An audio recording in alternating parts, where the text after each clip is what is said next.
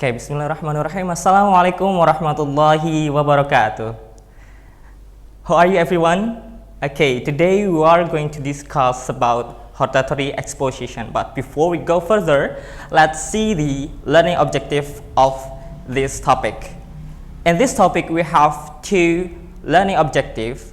First, differentiate social function, generic structure of the text, and last, we are going to talk about the language features of the hortatory exposition. And the second learning objective of this topic is the student will be able to create the hortatory exposition.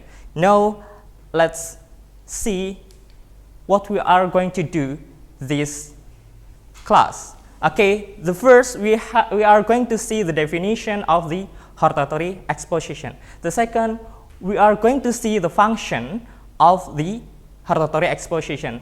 And the third, we are going to talk about the generic structure of the text. And the fourth, we are going to see the language features of the hortatory exposition. And the last, we are going to see the example of the text. So let's go to the definition of the hortatory exposition. As we see here, a type of spoken or written.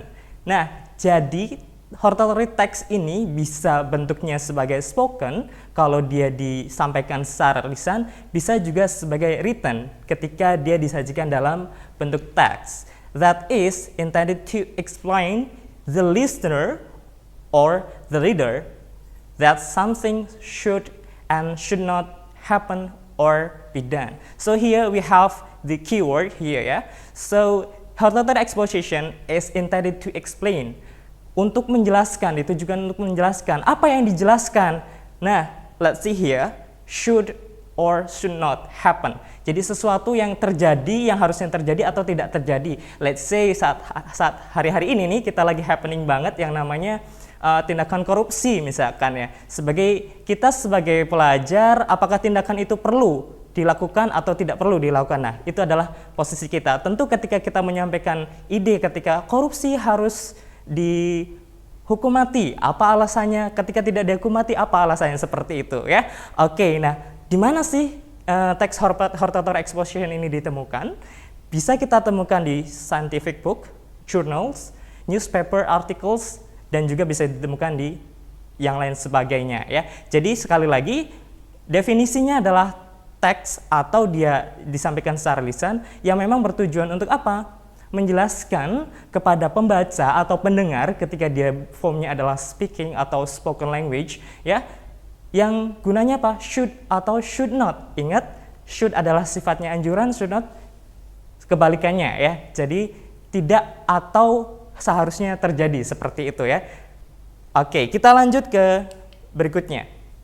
Fungsinya apa sih teks hortatory exposition itu? What is the function of the hortatory exposition? Here is the function, yeah. This is the word to persuade. This is the key, yeah. The keyword of the function of the hortatory exposition, to persuade the readers or the listener that something should.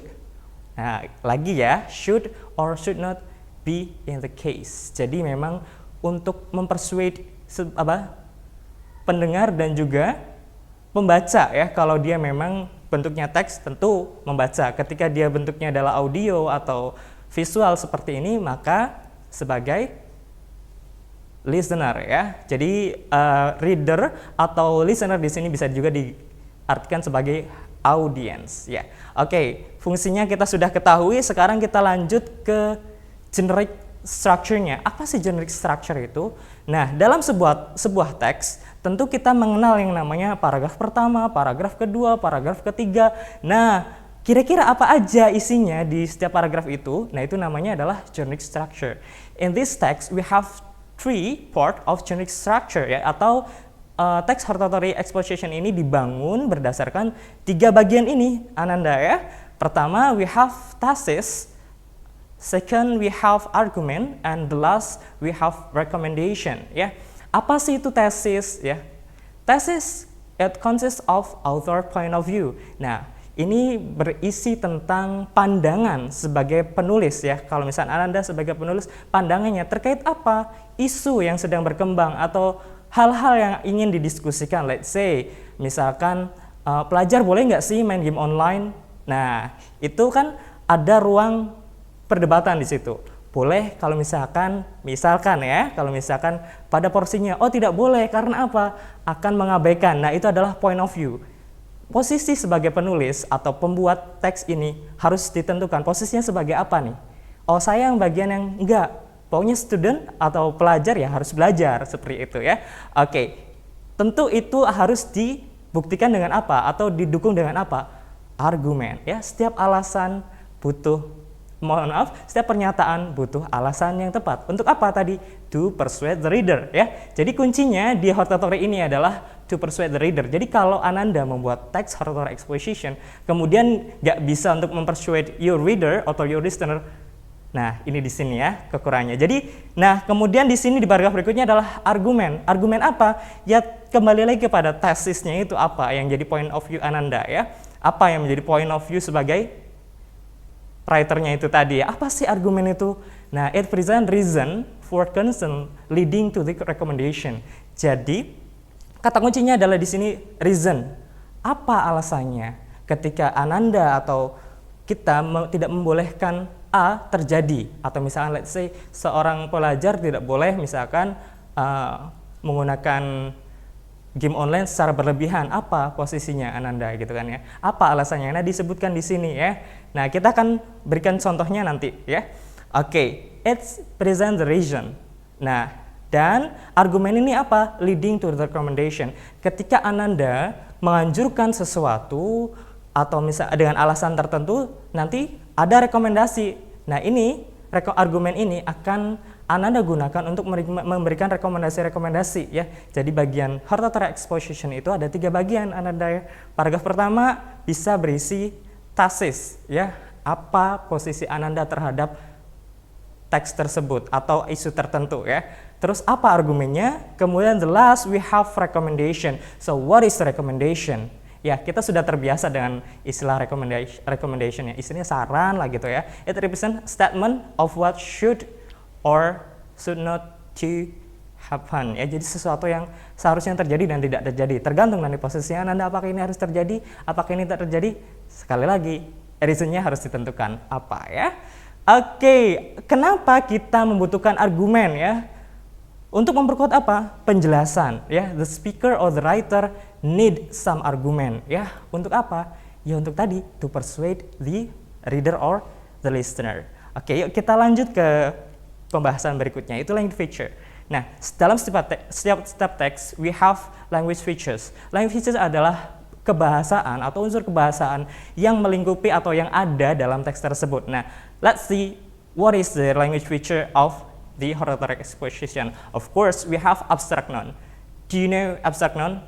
Yeah, noun has two kind for this term ya, abstract noun and also concrete noun. Nah, jadi abstract noun itu sesuatu yang tidak bisa diabstrakkan, diwujudkan, dalam arti bisa disentuh, bisa dilihat segala macam. Contohnya apa di sini? Belief ya. Kepercayaan atau keyakinan itu kita nggak bisa lihat bentuknya seperti apa, tapi kita bisa merasakan. Love juga ya. Kita nggak bisa tuh bentuknya cinta seperti apa gitu kan. Makanya ini namanya adalah abstract noun. Sesuatu yang tidak bisa diwujudkan seperti, mohon maaf, bentuknya kelihatan seperti meja, enggak ya. Jadi cinta bentuknya seperti meja, oh enggak ya. Jadi meja ya bentuknya seperti yang kita lihat, meja seperti itu ya. Tapi kalau love nggak bisa kita, oh bentuknya cinta itu seperti lampu, nggak ya. Oke, next we have action verb ya, talk, watch, read, and others ya.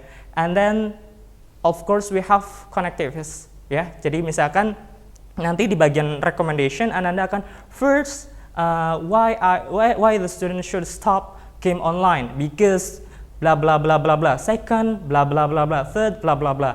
This is the argument ya. Of course, in this hortatory exposition, we have modal auxiliaries. Untuk apa modalnya? Sebagai untuk menyampaikan saran ya. Bentuknya seperti apa sih? Bisa menggunakan can, could, should. Tadi ya kita yang sudah bahas ada should not. Nah, itu adalah bagian dari modal ya, modal auxiliaries, bukan modal bisnis ya, tapi modal auxiliaries dalam bahasa Inggris ya.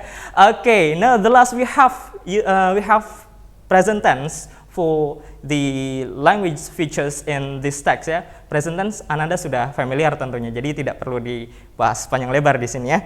Baik, kita lanjutkan. Nah, ini adalah contohnya ya. The importance of reading ya. Jadi kita ada teks nih, pentingnya membaca ya. Kenapa membaca itu penting? Nah, bahkan Tuhanmu pun meminta membaca ya, seperti yang Anda lihat di perpustakaan ya. Oke, the importance of reading ya. Nah, seperti yang Anda lihat di situ tesis. Use the question or emotional statement. Jadi boleh menggunakan pertanyaan atau pernyataan yang sifatnya apa? Untuk invite your student, invite your audience atau invite your reading or listener to read to read your text ya. Jadi fungsinya adalah tadi untuk persuade tadi ya. Oke, emotional statement to get the audience attention. Jadi untuk menarik perhatian your audience ya, boleh listener, boleh juga reader ya. Oke, nah contoh teksnya seperti ini ya. I personally think that reading is very important activity in our life. Why do I say so? Nah, penulis di sini menggunakan apa? Good, menggunakan question ya. Untuk apa? Untuk menarik perhatian audience, baik di sini reader atau juga bisa sebagai listener ya. Oke, ini adalah kalimat pembuka tesis. Jadi dia mempercaya bahwa saya meyakini secara pribadi bahwa setiap orang itu perlu untuk apa? Membaca dalam kesehariannya ya. Jadi perlu banget. Kenapa? Begitu gitu. Itu adalah kalimat-kalimat pertanyaan pancingan untuk apa? To guide the listener or the reader to read more about the topic ya. Di sini topiknya apa? The importance of reading ya. Nah, ini baru tesisnya nih. Sekarang kita bahas ke bagian part kedua ya. Apa itu? Masih ingat? Oke, argumen ya. Argumen itu apa sih gitu ya. Udah terbiasa ya kita ngeles lo gitu, enggak ya. Itu adalah argumen atau alasan ya. The importance of reading ya. Nah, seperti yang disampaikan di awal bahwa ada connectivist di sini. Firstly ya. Ada nanti second, narration, reason itu adalah penghubung ya. Jadi biar kalimat itu menghubung antara satu dan yang lainnya, tidak mencang-mencong gitu ya, tidak yang satu kemana gitu kan ya. Oke, pertama argumen itu apa? Satu paragraf untuk satu argumen. Nah, ini paragraf pertama ya. Paragraf kedua ya, karena tadi ada paragraf pertama, ini paragraf kedua nih. Di paragraf kedua ini hanya ada satu argumen, paragraf berikutnya juga hanya satu argumen. Nah, kita cek yuk paragraf di sini tuh apa nih isinya. Firstly, by reading, we can get a lot of knowledge about many things in the world such as science, technology, sport, culture, and others. Written in other books, journals, and the like. Ya, jadi di sini hanya ada satu alasan untuk satu paragraf ya. Dan di bawahnya lagi, Ananda, di argumen itu ada topic sentence and also supporting argument ya. When we have here sentence, by reading we can get a lot of knowledge. Ya, itu adalah topik sentence-nya ya. Kemudian di bawah-bawahnya adalah supporting argument. Kenapa kemudian kita itu ketika membaca kita memperoleh pengetahuan yang banyak ya. Argumennya itu ya karena bla bla bla segala macam di sini disebutkan ya. Jadi one paragraph, one argument. It consists of topic sentence and also supporting argument. Sama yang berikutnya juga sama ya. Jadi bisa nanti yang pertama sama seperti yang kedua, hanya saja beda alasannya ya. Oke, kita lanjut saja di bagian terakhir, recommendation ya. Recommendation statement of what should or should not happen or be done based on the given argument. Tadi sebelumnya Ananda sudah menyampaikan argumennya, let's say pentingnya membaca apa sih gitu. Nah, nanti diperkuat di sini bisa dengan cara parafrase, bisa juga kemudian mengucapkan ulang alasannya dengan memberikan penguatan berlebih. Contohnya di sini ya, from the fact above, it's obvious that everyone need to read to get knowledge. Tadi disebutkan bahwa membaca adalah untuk apa? Memperoleh pengetahuan, baik bilang science, technology, and others ya. And also to entertain. Ini adalah di paragraf kedua ya. Jadi di membaca juga kita bisa memperoleh kebahagiaan ketika membaca. Let's say ketika kita membaca novel favorit penulis favorit kita, Andre Herata atau others writers ya, itu memberikan rasa kebahagiaan tersendiri ya. Nah, itu adalah untuk entertainment ya. Jadi selain untuk menambah wawasan, membaca juga untuk memberikan juga rasa kebahagiaan tersendiri ya. Oke. Nah, di sini tadi udah disebutkan seperti yang disampaikan di awal, bisa menyebutkan ulang poin-poinnya, kemudian diperkuat. Nah, in summary, we can say reading is truly important in our life. Jadi, kesimpulannya adalah teks ini meminta atau si posisi si writernya itu untuk ke audiensnya adalah agar membaca ya, membaca apa? Membaca buku, membaca journal and other information ya. Nah, of course, we of Muslim, we have to read Quran every day ya. Kalau kita orang Islam ya kita harus baca Quran tiap hari ya, baik after subuh or after maghrib or before you going to sleep ya. Boleh juga ketika Ananda akan beranjak tidur ya. Okay, thank you for today ya. Today we have discussed about the hortatory exposition, yeah, and for me, that's all. Assalamualaikum warahmatullahi wabarakatuh.